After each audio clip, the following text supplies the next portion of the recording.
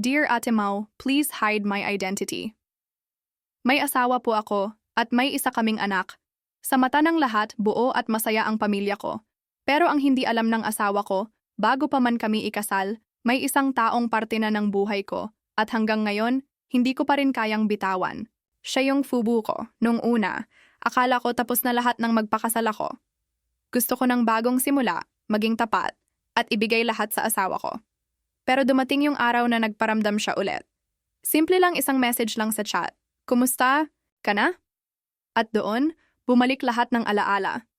Minsan sinasabi kong trabaho ang pupuntahan ko, pero ang totoo, nakikipagkita ako sa kanya. Sa tuwing kasama ko siya, ibang thrill yung nararamdaman ko. Yung kaba na baka may makakita, yung excitement na alam kong bawal pero tinutuloy ko pa rin. Sa kanya nagiging malaya ako. Pag-uwi ko, andoon ang asawa at anak ko, masaya akong sasalubungin. Doon ako madalas kinakain ng konsensya, pero habang tumatagal, hinahanap-hanap ko rin yung nakaraan. Hindi ko alam kung pagmamahal pa ba ito, o libog lang, o baka adik na ako sa bawal. Minsan, naiisip ko, paano kung malaman ng asawa ko? Siguradong masisira ang pamilya namin. Pero sa ngayon, eto ako, nagtatago. Mahal ko ang asawa ko, oo. Pero, may parte sa akin na hindi kayang bitawan yung taong naging parte ng buhay ko bago pa man ang lahat.